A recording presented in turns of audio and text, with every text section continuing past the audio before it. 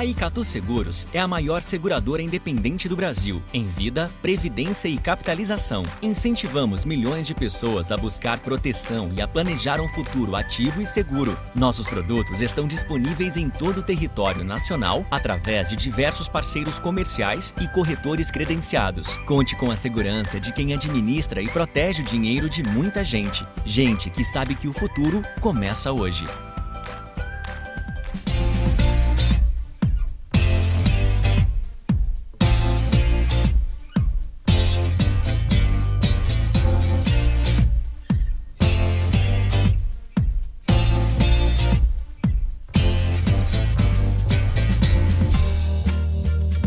Sejam muito bem-vindos, mais uma live aqui no meu canal do YouTube com convidados especiais, tratando de assuntos pertinentes, de assuntos do nosso dia a dia, do nosso cotidiano, falando de política, de economia, infelizmente de pandemia.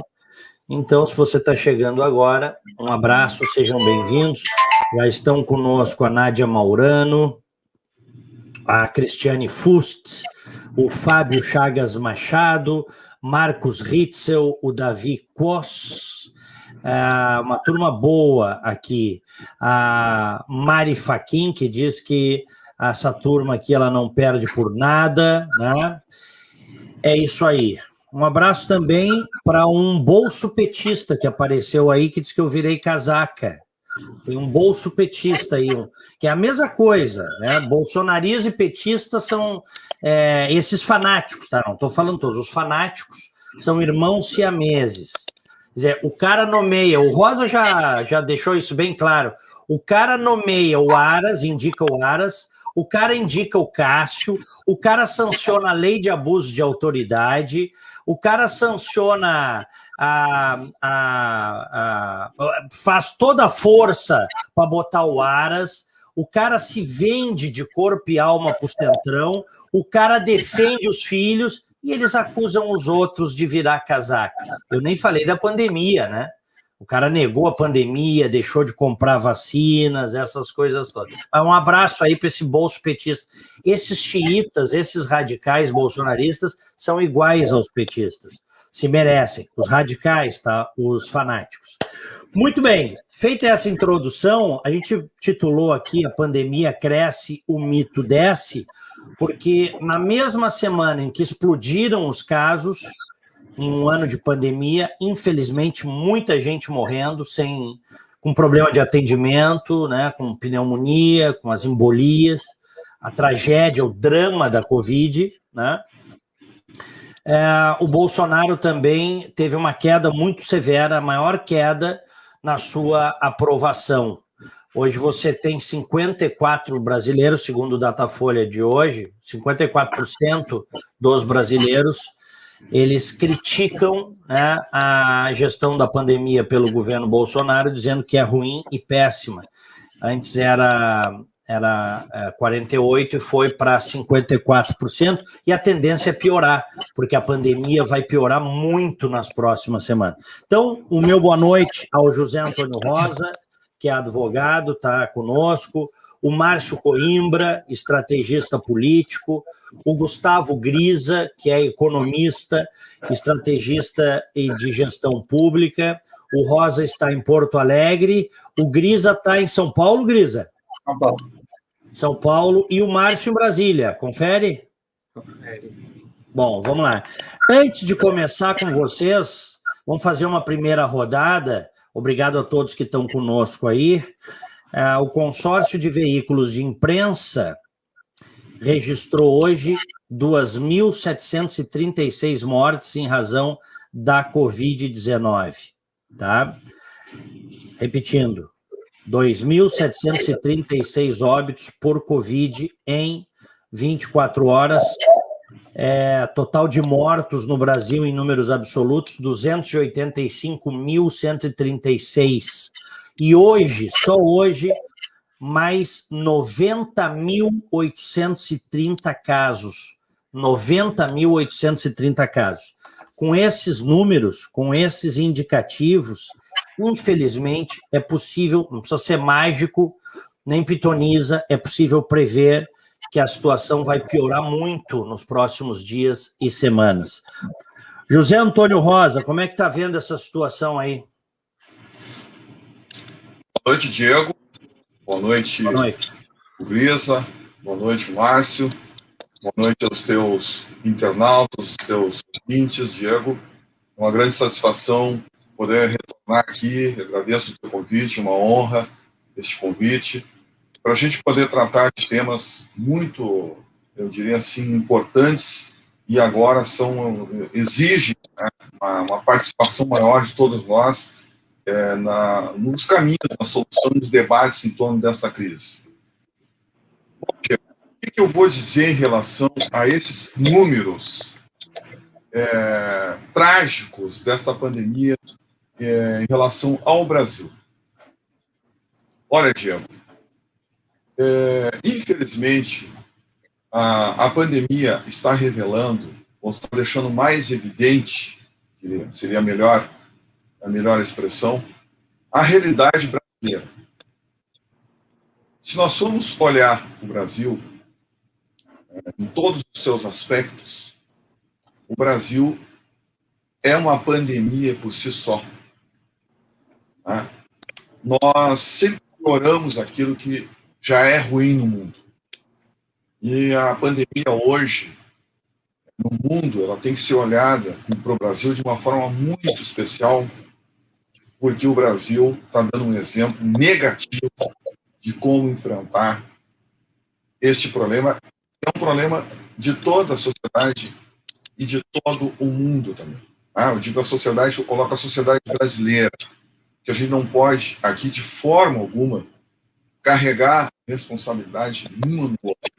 Claro que nós, quando olhamos o poder público, que é aquele que tem a capacidade de distribuir recursos e meios num momento tão crítico, né, e também planejar, organizar as ações do país, porque, neste momento, pelo princípio da subsidiariedade, o governo federal, a União, tem responsabilidade maior, os estados, os municípios, depois a sociedade como um todo também tem a sua participação, a sua responsabilidade, principalmente em atender aos pedidos dos profissionais, do próprio poder público, das autoridades sanitárias, no atendimento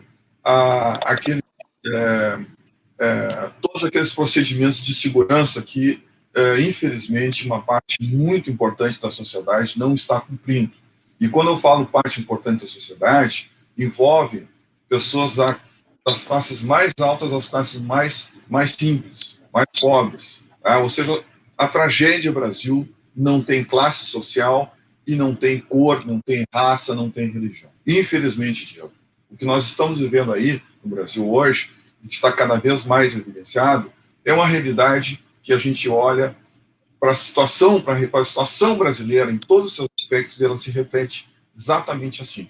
Né? Todas aquelas reformas que nós deveríamos ter feito há 40, 50 anos atrás, que nos colocariam em outra situação hoje no Brasil, tanto no aspecto econômico, no aspecto social e até mesmo político, não foram feitas. E o interessante é que muitas autoridades que estão se manifestando hoje fazem questão de dizer que o problema é no Brasil e no mundo. Né? Só que, como eu falei, o Brasil tem que olhar o seu próprio problema. A crise mundial que nós tivemos na área econômica foi uma crise mundial, mas se nós formos olhar para o Brasil, ela difere do resto.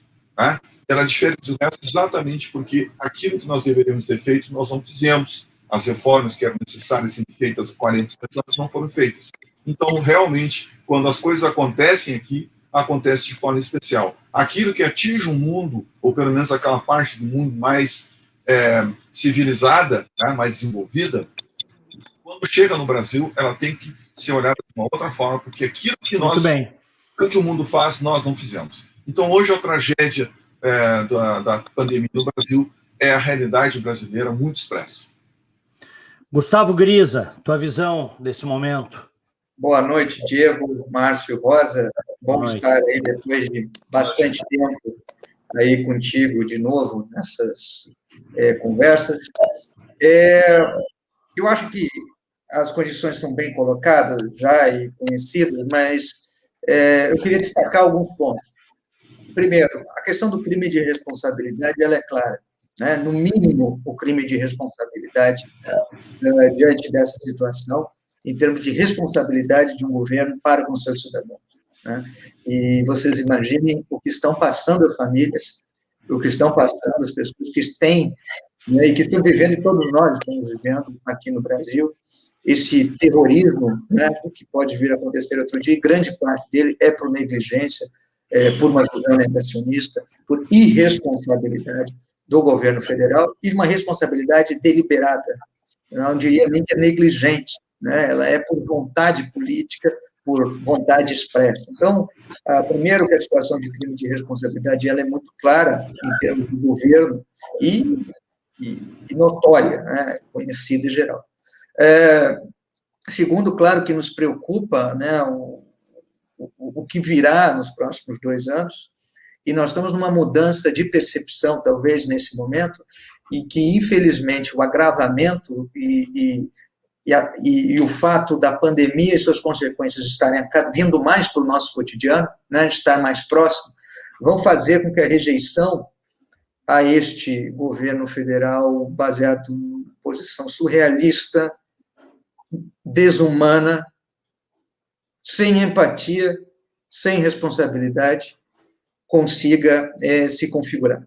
E acredito também que os brasileiros que embarcaram nessa, né, e que eventualmente apoiaram, num outro momento, muitos acreditavam e foram de boa fé, acreditando, e tinha, obviamente, uma outra causa importante, que era derrotar também tudo aquilo que representava naquele momento a esquerda, o PT, não tem que ter vergonha, né? Eu acho que rever essas posições é uma coisa normal, uma coisa humana. Eu acho que pior é você, né, seguir, né, tanto na posição antagônica como no colaboracionismo, né, mudo.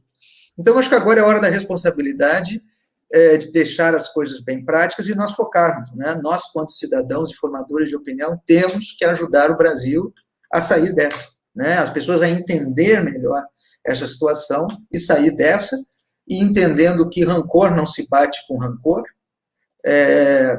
totalitarismo não se combate com totalitarismo, e a nossa principal arma é a democracia, né, que nos permite estar hoje conversando abertamente e discutindo esse assunto. E a democracia e a liberdade de opinião vão nos salvar, vão nos redimir e vamos conseguir sair dessa.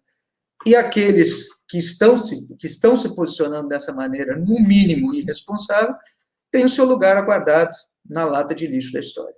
Esse é meu início. Boa noite a todos. Eu vou colocar 2 áudios em seguida para todos que estão nos assistindo aqui na live. Eu tenho dezenas de áudios que nós nunca mais vamos esquecer esses áudios, da maneira como o presidente da República encarou esta pandemia, que é de uma gravidade assim terrível, né? Isso tudo está gravado. Eu vou rodar em seguida. Márcio Coimbra. Pois é, Diego, a gente chega a essa triste marca, né, dos 2.000 mortos por dia. Pouco tempo atrás, estamos à porta dos 3.000 mortos por dia. Meu abraço aí ao Brisa, ao Rosa e a ti pelo convite. O Brasil realmente está numa situação extremamente difícil, mas era uma situação esperada.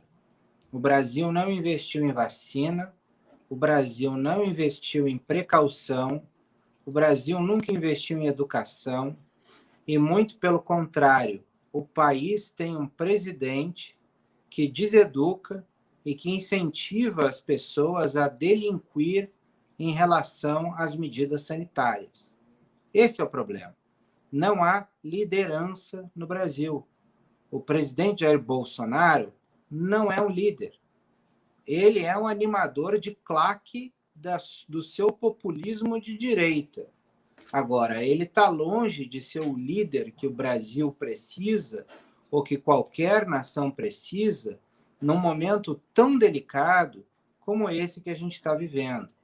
O Brasil precisa muito mais do que de Jair Bolsonaro.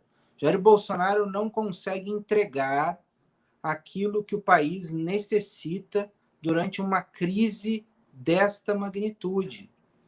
Eu digo que se nós vivêssemos em um país parlamentarista, provavelmente, durante o tempo que o Rodrigo Maia fosse o chefe de governo como presidente da Câmara, o ministro da Saúde teria sido Mandetta. E agora, com a troca ao Arthur Lira, seria Ludmila Ajar. Ou seja, nós estaríamos muito melhor de ministros da Saúde se nós tivéssemos um regime parlamentarista. E se nós tivéssemos um regime parlamentarista com Bolsonaro como chefe de governo, ele já não seria mais chefe de governo. O presidencialismo brasileiro compra a agonia a prazo. Quando a gente erra na escolha, a gente tem que penar com este erro durante 4 anos, de forma ininterrupta, com o país sangrando e sofrendo. Nós não podemos, num regime presidencialista, ter impeachments a todo o momento. O que nós precisamos ter é a consciência de que o Brasil precisa muito mais, na atual situação que nós temos e pelo que nós vivemos, de um regime parlamentarista, que estaria dando muito mais resultado. O fato é que nós temos um presidente negacionista, nós temos um presidente que despejou milhões e milhões de reais num tratamento precoce ineficiente, que é a tal da cloroquina. É um presidente que desafia as medidas de isolamento social, um presidente que faz o governo federal, os funcionários do governo federal, continuarem trabalhando em Brasília sem ter a possibilidade de trabalhar em home office. Ou seja, ele está brincando com a vida da população brasileira. E isso tem nome. Nós não podemos continuar brincando com a vida das pessoas. Já passou da irresponsabilidade. Já é criminoso o que está acontecendo. O Brasil não poderia estar chegando aos 300 mil mortes. Nós provavelmente ultrapassaremos os Estados Unidos e nos tornaremos o país com o maior número de vítimas dessa pandemia. Nós vamos ultrapassar, estar além de meio milhão de mortes. Então, o Brasil precisa fazer alguma coisa. Nós já temos, nessa pandemia, agora, está valendo há pouco tempo, vítimas dessa pandemia, um número maior do que as vítimas de AIDS desde o início do primeiro caso de morte de AIDS em 1982. Ou seja, algo precisa ser feito. Nós não temos governo, nós temos um desgoverno, nós temos um presidente que atrapalha os destinos da nação e que, infelizmente, pelas regras políticas e institucionais, ele não pode ser tirado do cargo. Então, o Brasil vai ter um ano de 2021, que eu sempre disse que vai ser muito pior que 2020. Nós vamos ter uma agonia até as próximas eleições, até a gente mudar o rumo das coisas. Ou seja, o presidencialismo brasileiro continua sendo essa compra de agonia a prazo, agora caracterizada por um presidente negacionista que está matando os brasileiros desde o início dessa pandemia. Muito bem. Olha aqui, ó, eu quero colocar algumas questões para vocês, tá? E eu vou pegar, vamos começar com o Rosa, eu vou pedir para vocês serem todos sucintos, para que todos possam falar. Eu vou começar com o Rosa aqui, tá? Que é o seguinte, abram o microfone de vocês. Tem uma questão que o Bolsonaro e os bolsonaristas estão batendo muito, que a culpa do que está acontecendo é de todo mundo, menos do Bolsonaro. A culpa é de governadores e a culpa é de prefeitos. Que o Bolsonaro, mesmo a gente sabendo tudo que ele fez, porque nós somos observadores atentos, ele até comemorar em rede social a morte de um voluntário da Coronavac Butantan, ele comemorou. Até o fato de o Bolsonaro ter, em determinado momento, dito que não iria comprar a Coronavac Butantan, deixa que o pessoal do Dória se vacine, eu não vou comprar essa vacina aí sob suspeita, o Bolsonaro disse. O Bolsonaro, durante um ano, incentivou seus seguidores a fazerem grandes aglomerações sem máscara, enquanto grandes líderes do mundo inteiro diziam: não façam isso, é perigoso. O Bolsonaro não dando a mínima, fazendo aglomerações. Até 2 semanas fez lá no Nordeste uma grande aglomeração. Acho que fez no Ceará, fez no Acre, no Norte. Esse é o Bolsonaro. Em agosto, teve a oportunidade de comprar as vacinas da Pfizer, de reservar, não quis. 2 cartas ele recebeu da Pfizer para comprar, e aí ele justifica que a Pfizer tinha cláusulas leoninas. Todos os laboratórios têm, no mundo inteiro. Os laboratórios, os governos estão comprando com essas cláusulas. Tá? O Benjamin Netanyahu, o primeiro-ministro de Israel, chegava a ligar 5 vezes por dia para o CEO da Pfizer para cobrar vacina, e hoje Israel, que é um país pequeno, é verdade, mas é um modelo. Né? A gente sabe o que o Bolsonaro fez e nós não somos cegos ideológicos.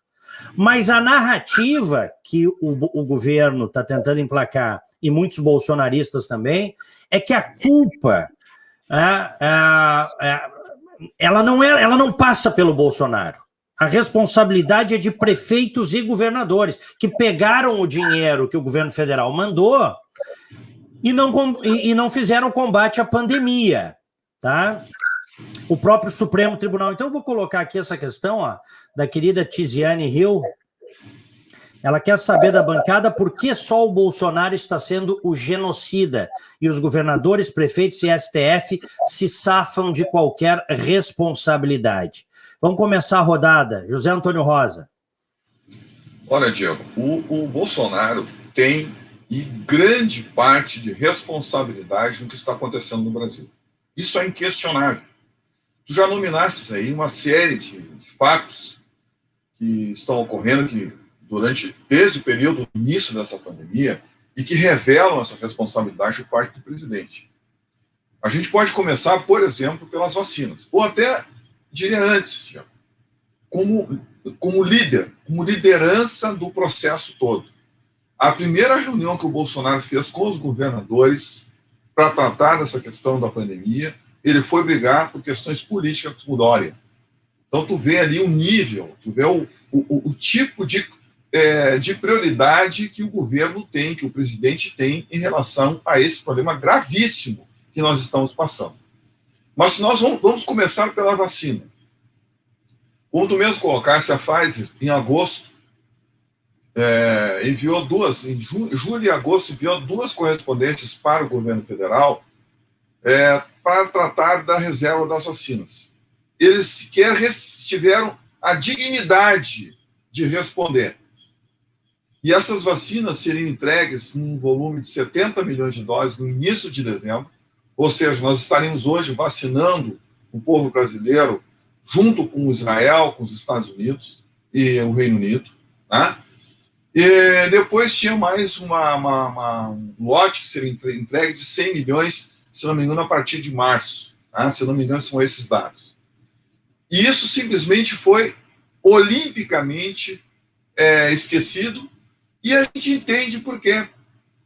O presidente deu uma entrevista para o seu próprio filho, dizendo o seguinte, agora eu entendo por que o Cruzeiro foi para a 2ª divisão, né?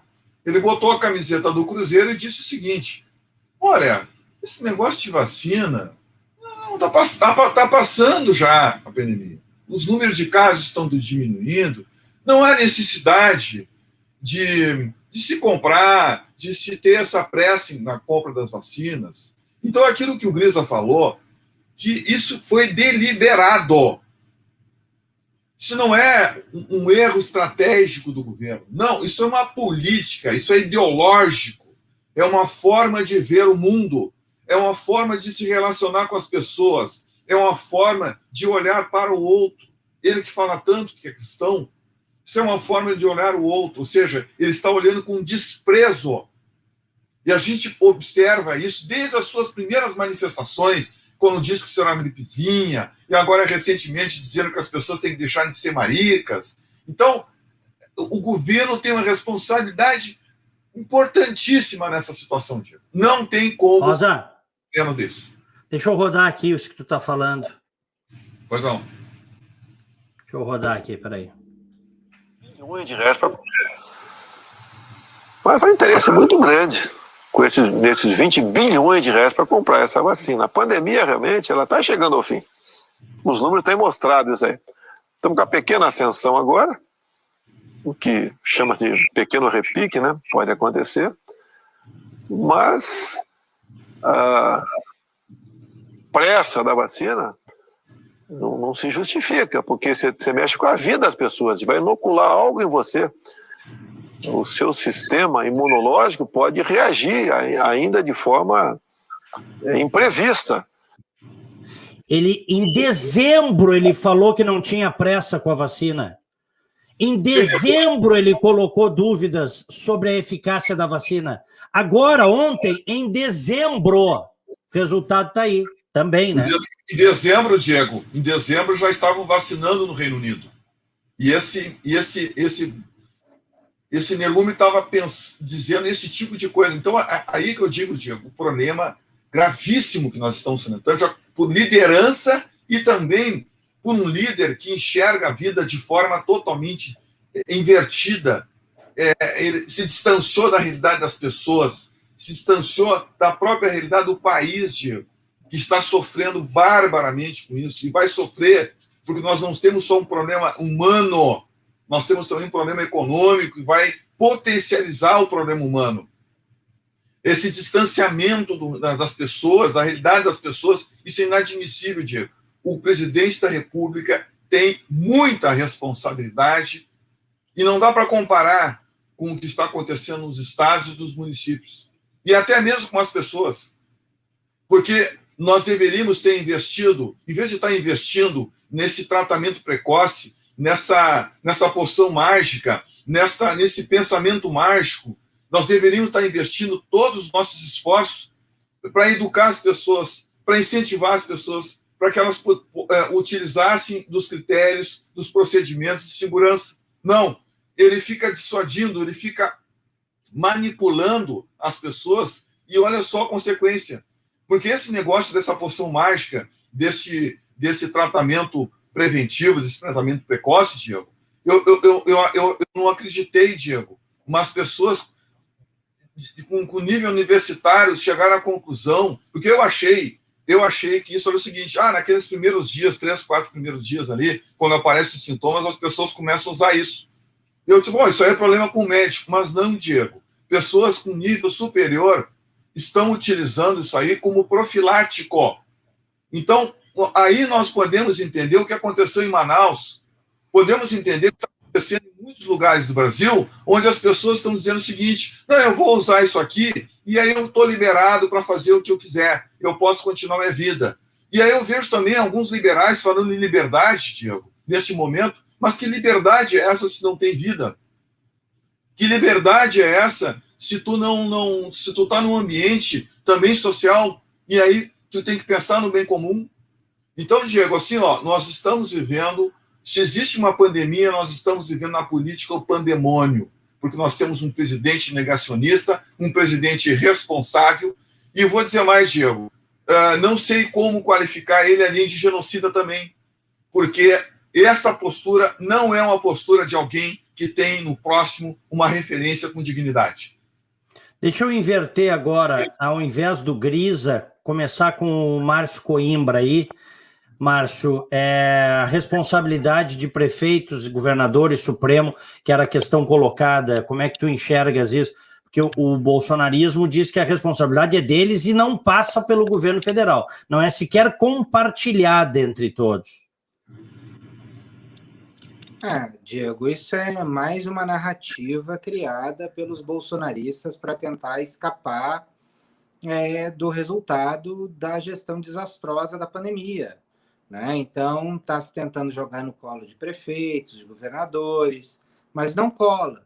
A gente viu numa pesquisa que saiu hoje de manhã, no Datafolha, que mostra que o governo federal é considerado o pior avaliado na gestão da crise, que governadores e prefeitos são mais bem avaliados do que o governo federal.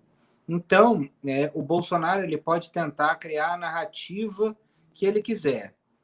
E também a gente viu nessa pesquisa que o núcleo duro do bolsonarista são 14%. 14% da população, então, vai votar no Bolsonaro, faça chuva ou faça sol. Ele tem essa parcela da população. E dentro daí, a gente está vendo esse pessoal que cria esse tipo de narrativa para passar pano, para justificar qualquer coisa para o bolsonarismo. Então, é muito triste que a população brasileira, né, se dê ao trabalho de ouvir essas pessoas, de ouvir o negacionismo, de ouvir esse tipo de argumento, né? Porque o que, na verdade, o que nós estamos vendo é que o Bolsonaro busca sempre alguma justificativa para mostrar que ele está fazendo a coisa certa ou que ele não está fazendo a coisa errada. Bolsonaro fica andando em círculos e fica falando para o seu próprio público o tempo todo. Agora, ele não fala para um outro público. O pessoal mais de centro não cai mais nessa ladainha, né? Mas me surpreende o Bolsonaro ser menos rejeitado. Me surpreendeu que o Huck, por exemplo, que é um animador de auditório e não é político, o Lula ser o menos rejeitado de todos. Eu achei muito estranho. Eu gostaria de conhecer mais essa metodologia da pesquisa do Poder 360. Não achou estranho? Tem alguns aspectos estranhos, mas a gente também pode ver que o Lula não estava tão exposto quanto os outros, né? Porque ele não estava ocupando o palco ainda da sucessão. Ele estava recolhido. Então, ele começa a aparecer a semana passada. Então, a partir de agora, provavelmente a gente vai ver a rejeição dele nesse tipo de pesquisa aí aumentar também. E eu acredito que a rejeição dele, no final das contas, deve estar nessa mesma média de todos aí, entre 50% e 60%. Muito bem. Essa questão que tu colocaste aí, e isto é um fato, o governo federal, isso não é opinião do Diego, eu não estou dando opinião, tem diferença entre opinião e informação. Isto é informação, tá? O governo federal e o próprio presidente da República tinha dito que não iria comprar o Butantan. Tinham reservado, se não me engano, era 4 ou 5 milhões de doses. Quem mandou fazer 40 milhões de doses foi o governo de São Paulo, para vacinar a população de São Paulo. E aí, vocês lembram, durante meses, o Bolsonaro e os bolsonaristas disseram que o Dória tinha esquema com a China, que a vacina jamais seria usada pelo governo brasileiro, a vacina, colocaram todos... o ministro Pazuello, quando ele Exatamente. Para depois, quando a água subiu e bateu no pescoço, ele requisitar, via Ministério da Saúde, 100% das doses da Coronavac e Butantan. Se isto não é hipocrisia, e aí eu quero dizer o seguinte para vocês, sendo muito franco, tá? Muito franco. Quem não é militante, quem não é militante político, cego ideológico, a gente tem liberdade e independência, que é uma coisa que militante não sabe o que é, para ter uma visão global das coisas. Dar porrada no PT pelos crimes, pelas sacanagens, pelo banditismo petista, pelo banditismo da esquerda brasileira, mas a gente também tem independência para criticar o atual governo pelas coisas que estão acontecendo, né? Pela desídia com que tratou a vida dos brasileiros na figura do senhor presidente da República. E esta é uma realidade. Não vão mudar, vão tentar emplacar narrativas. A realidade está aí, quase 3 mil mortos por dia, e vai piorar, gente. Vai piorar no mundo todo. Eu vi aqui em Nova York, eu estou aqui na Flórida, em Nova York, quando você chega nesses patamares, hoje nós tivemos mais de 90 mil positivados por Covid no Brasil, ou seja, isso é muito mais, tem muita gente que não está testando. Esses positivados, tem um percentual deles que vai encher as filas dos hospitais nos próximos dias, semanas, ao longo do próximo mês. Então, vai piorar. Isso me dói, porque eu já perdi familiar, perdi amigos, todo mundo, né? Todo mundo já perdeu pessoas mais próximas em maior ou menor grau, a gente tem que se comiserar com o sofrimento dos outros, é óbvio. Mas mais do que a gente, o líder de uma nação precisa demonstrar isso, cara. O líder de uma nação tem milhões de pessoas que seguem o cara. E ele passou o ano inteiro metendo pau em vacina e dizendo que estava tudo bem aglomerar. Aliás, eu vou rodar aqui para vocês, antes de a gente voltar, porque eu tenho uma outra questão que eu separei aqui, que eu quero ouvir vocês, tá? Ele falou em novembro, isso que eu vou rodar para vocês aqui é de novembro, tá? Novembro, tá? Deixa eu pegar aqui, ó, peraí. É uma coisa impressionante a disfarçatez como esse homem tratou a pandemia. E aí tem gente que diz assim, mas tu mudasse em relação a ele. Sim, mas como é que não queriam que eu mudasse? Queriam que eu continuasse vendo esses desmandos e batendo palmas, feito foca mestrada? Comigo aqui, não. Tem o pé no chão e cabeça no lugar. Não tem idolatria. Deixa eu rodar isso aqui para vocês. Isso aqui é de novembro, meus amigos. Eu rodei um áudio de dezembro. Agora vamos para o de novembro. Tudo agora é pandemia. Tem que acabar com esse negócio, pô. Lamento os mortos, lamento. Todos nós vamos morrer um dia. Aqui todo mundo vai morrer. O Sérgio vai morrer um dia. Né, Sérgio? Não adianta fugir disso, fugir da realidade. Tem que deixar de ser um país de maricas. Olha que prato cheio para a imprensa. Ó. Prato cheio para a urubuzada que está ali atrás. Ali. Temos que enfrentar, peito aberto, lutar. Que geração é essa nossa? Que geração é a minha? A do Milton, diferente. 60 anos de idade. A geração hoje em dia é todinho, Nutella, Zap. É uma realidade. Tem que enfrentar o vírus de peito aberto. Em que planeta esse senhor vive, gente? Sinceramente, hein, Grisa? Olha, eu vou falar só uma palavra. Quando eu ouço "e a família", é a negação de Darwin. Eu acho que faz sentido eles serem contra, né, a teoria de Darwin, evolucionismo, porque eles são a negação disso, né? Quando você os ouve, você não acredita que demorou milhões de anos da humanidade evoluindo, né? Você passa a duvidar um pouco da teoria evolucionista quando você ouve esse nível de raciocínio. Mas, objetivamente, e ainda voltando, Diego, à questão da omissão do governo federal, tem dois pontos, né? Tem o papel do presidente executivo, que significa que o Brasil tem o melhor esquema de vacinação público do mundo, montado em grande extensão, não soube utilizar isso, não soube mobilizar, não soube construir, na época, com São Paulo, uma construção de uma vacina nacional, já se pudesse ser fabricada há mais tempo, se tivesse recurso coordenado federal, e o governo federal, eu tenho absoluta certeza, e se fosse com Michel Temer, se fosse com Lula, se fosse com Fernando Henrique, se fosse qualquer governo com pessoas num nível de sanidade mental médio, já se teria resolvido isso. E existe o papel moral do presidente da República. Se você ouvir muito, né, isso contou muito na eleição do Biden nos Estados Unidos também. Quer dizer, a posição moral, quer dizer, o papel de mobilizador, né, o que o presidente fala, ele tem que falar a todos os brasileiros. Ele está exercendo, faz parte da responsabilidade, está na Constituição. Né? Então, ele falha nesses dois momentos, e, nesse sentido, ele é o grande... Sim, a grande responsabilidade por falhar nesses dois.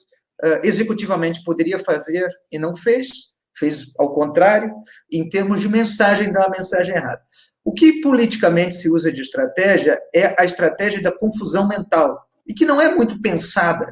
Tá? Eu acredito que nada é muito pensado no nível de grande organicidade ou grande sofisticação. Mas no momento que você confunde, por exemplo, no dia que o Lula apareceu no Jornal Nacional e foi liberado, vamos dizer, seus direitos políticos teoricamente retomados, tinha uma bateção de panela aqui em São Paulo. Eu não sabia se a bateção de panela era contra o Lula ou contra o Bolsonaro. Né? Então, quer dizer, se cria um estado de confusão mental em que todo mundo é culpado, mistura o governador que está discutindo, polarizando com o Bolsonaro na mesma mistura. Então, isso é a tática, né, Dizem que numa briga com um maluco, a gente sempre tem que cuidar que o maluco tem a vantagem, porque ele não tem nada a perder. Então cria aquela teoria do brigar com um bêbado, né? Você está brigando, daqui a pouco alguém chega, pô, olha ali, tem 2 bêbados brigando, rolando no chão. Então, a estratégia da confusão é a estratégia da confusão mental que foi a República de Weimar, né? Antes do nazismo. Não existia o apoio massivo ao nazismo. Né? Hitler e o partido, eles eram minoritários, mas existia uma confusão tão grande, uma fragmentação tão grande, que deu espaço. Né? Então, eu acredito que essa é a maneira que se encontrou taticamente para levar as coisas, a maneira da confusão. Né? E o negacionismo faz parte disso. Você usa esse estado de confusão mental para colocar todos no mesmo nível, né? E para fazer essa mistura de responsabilidade para governador, para prefeito, mas o grande questão administrativa, a gente falou, errou no executivo e errou na mensagem. Nunca esqueço, deliberadamente, no dia da primeira vacina em São Paulo, no momento que a Mônica lá foi vacinada, em São Paulo, se criaram fake news, né, daquela Mônica em 20 lugares diferentes, e entrou o general Pazuello, ao vivo, num dos momentos mais baixos da história do Exército Brasileiro, porque o general Pazuello é um general da ativa, um momento patético, papel lamentável, ridículo, digno dos trapalhões, que o general Pazuello se prestou aquele dia que foi feita a primeira vacina aqui em São Paulo, da Coronavac. Então, isso é deliberado. Então, você não pode dizer que você não é protagonista da confusão no momento em que você patrocina esse tipo de situação. Uhum. Quem é o próximo? É o Rosa ou o Coimbra? É o Rosa, deixa eu abrir. És tu, Rosa? Não, eu já me manifestei. Acho que todos nós já nos manifestamos sobre essa pergunta que tu fez, sobre a questão da pandemia. Acho que tem outra questão agora, né? Sim, eu tenho outra questão que é a seguinte, tá? Com essa soltura do criminoso Lula, com esse merengue, com esse refresco, né, que o Fachin deu para o Lula e a segunda turma, e eu não sei se isso vai ser mantido ou não pelo Pleno do Supremo, tudo indica que sim, né, pela maioria dos ministros do Supremo, a tendência é o Lula ser candidato no ano que vem. E o Bolsonaro é candidato desde que ele ganhou a eleição em 2018. Então, nós vamos ter dois populistas, com militâncias radicais, que hoje muita gente diz assim, o bolsonarista radical é pior que o petista radical. Não é igual, eu vivi o petista radical, eu conheço bem, não é. Só quem não viveu a crítica, entre aspas, né, a boçalidade do petista radical para dizer que o bolsonarista radical é pior. Se equivalem, tá? São duas lideranças populistas, uma pela esquerda, outra pela direita. O Lula é um ladrão, né? É um bandido. As provas, ele foi condenado em várias instâncias, as provas, elas não foram analisadas, Rosa, para que ele saísse livre. Foi uma questão meramente formal, 5 anos depois do pedido, né, da defesa do Lula, que a 13ª Vara não podia, lá de Curitiba, julgar, porque os ditos crimes teriam ocorrido fora. Quando, na verdade, a lógica, e o próprio Supremo já tinha julgado isso, já tinha negado vários pedidos, é de que quando você tem uma operação onde está tudo interligado, vai tudo para a vara federal, onde aquela operação está sendo julgada. Por isso que o Lula foi parar lá. Agora os caras deram esse refresco para o Lula. A questão é a seguinte, como é que o brasileiro, que não quer saber de Lula e de esquerda, e tampouco de Bolsonaro, porque o Bolsonaro já mostrou o que é, como é que o brasileiro vai sair dessa? Essa é a questão que eu coloco. Começo contigo, Rosa, depois vamos para o Márcio Coimbra e o Grisa. Bom, Diego, eu vejo que tem um contingente muito grande da população brasileira que quer um terceiro candidato, ou uma terceira via, se pode dizer isso. Né? Eu só não sei, Diego, se nós vamos ter tempo para articular isso. Tá? Eu acho que até essa pandemia está atrapalhando muito, pode atrapalhar muito essa articulação. Claro que tem as redes sociais, né? Tem todo esse instrumento hoje que se utiliza bastante, né? Esses meios que se utilizam bastante. mas mesmo assim eu acho que são insuficientes para que se possa articular. Essa é uma visão minha, tá? Mas também reconheço que as coisas acontecem de forma muito rápida na política. Daqui a pouco aparece realmente um candidato que consiga congregar, e eu diria até mesmo concentrar os esforços, né, e as necessidades, os desejos desse grupo, desse contingente da população, que é bastante elevado. Tá? E a gente pode ver isso, Diego, pode ver isso nas eleições em que o Bolsonaro foi eleito, a quantidade de antipetistas que tinham ali, tá? Talvez fosse até a maioria dos eleitores do Bolsonaro, mas nós também tínhamos uma parte desse eleitorado que era anti-bolsonarista e que votou no Haddad. Tá? Então, hoje, nós temos aí um grupo de anti-bolsonaristas e antipetistas, né, e aqueles que se arrependeram de ter votado no Bolsonaro, pode reunir aí um contingente suficiente para ter esse candidato no segundo turno disputando ou com o Bolsonaro ou com o Lula. Eu acho ainda que essa história do Lula candidato não está ainda terminada. Uhum. Eu tenho a esperança de que o Supremo Tribunal Federal, no pleno, reverta esse julgamento. E eu digo pelo seguinte, Diego, já tem ministros do Supremo Tribunal Federal, de forma anônima, manifestando a sua posição para alguns jornalistas, né, dizendo que vai ser...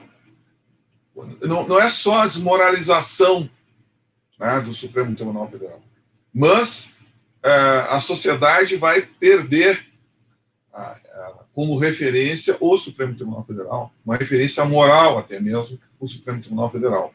Isso é ruim para um país, é ruim para as instituições, né? Então eu entendo que o Supremo Tribunal, nesta hora, pode salvar o próprio Supremo Tribunal Federal ao decidir, né, por manter a situação como está, ou seja, o Lula na sua condição de lixo da história, né, fora, e a sociedade fazer a sua parte e retirar o Bolsonaro, que não serve.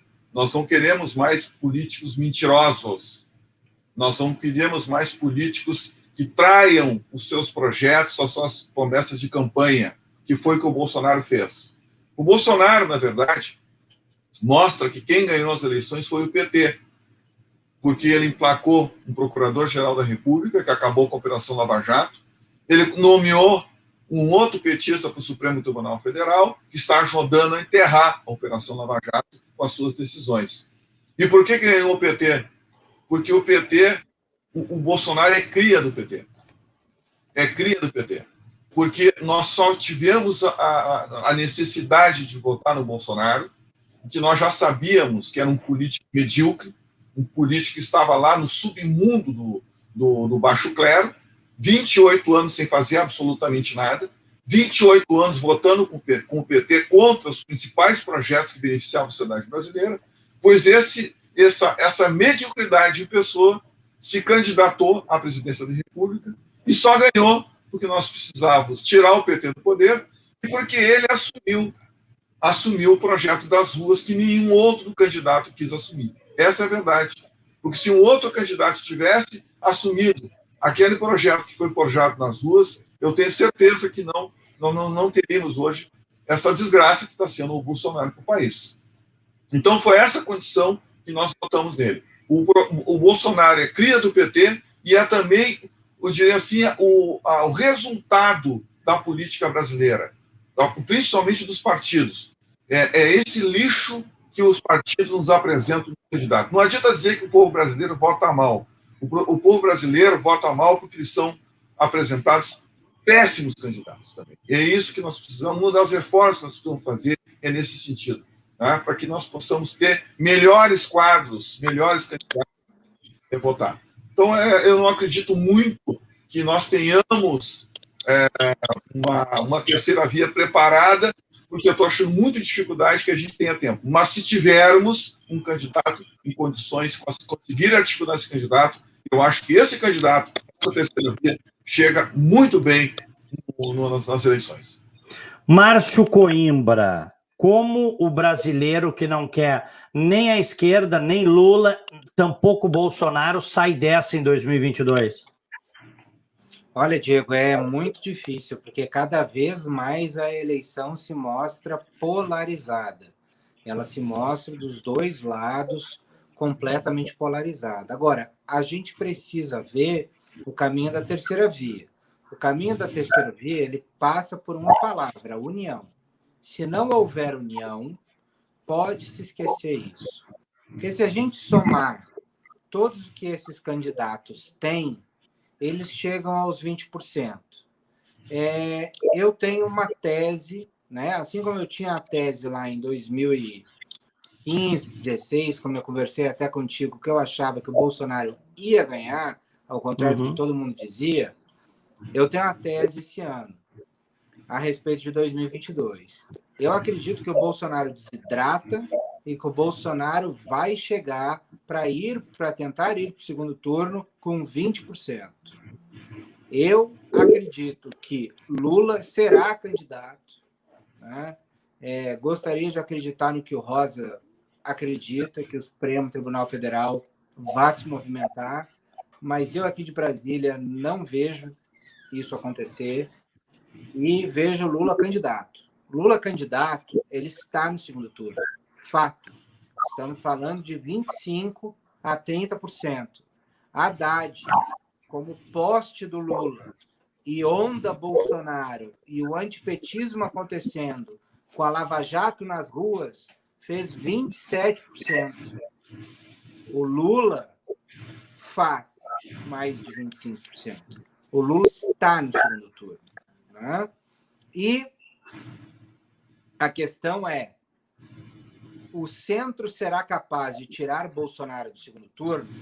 Eu acredito que sim. Vai ser um presidente combalido, carregando 500 mil de mortes nas costas e carregando uma economia desmilinguida. Desemprego, uma situação de desequilíbrio fiscal, um país com uma economia em frangalhos. O bolso do brasileiro vai estar vazio. Não existe recuperação em V, em U, ou seja lá o que o Paulo Guedes imagina.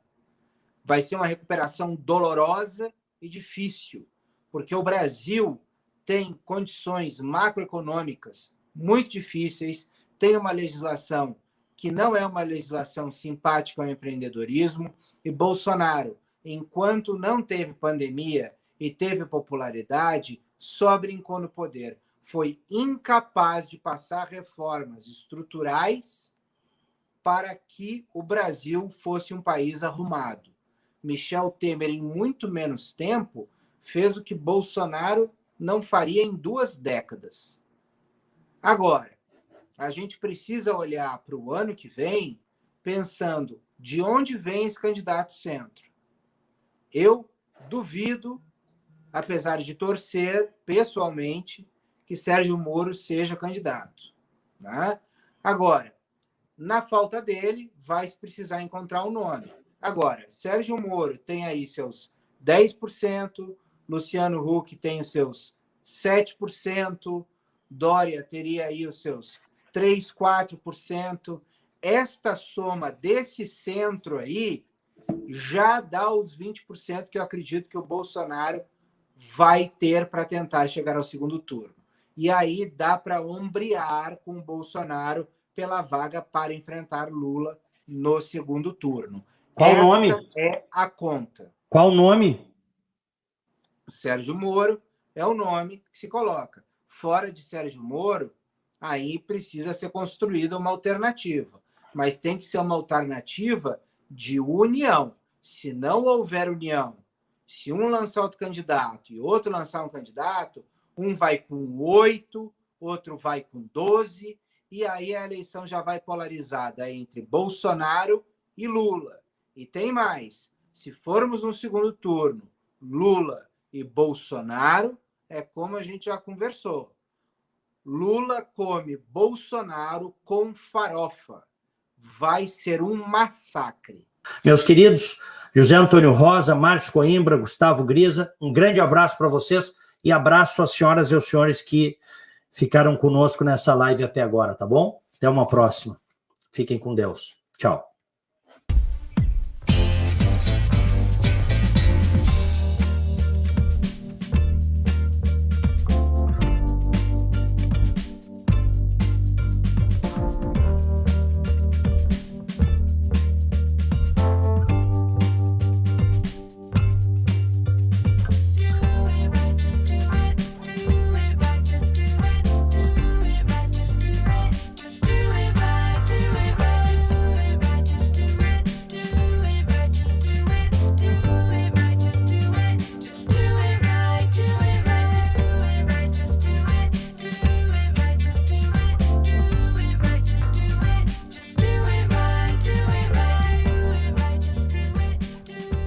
A Icatu Seguros é a maior seguradora independente do Brasil, em vida, previdência e capitalização. Incentivamos milhões de pessoas a buscar proteção e a planejar um futuro ativo e seguro. Nossos produtos estão disponíveis em todo o território nacional, através de diversos parceiros comerciais e corretores credenciados. Conte com a segurança de quem administra e protege o dinheiro de muita gente. Gente que sabe que o futuro começa hoje.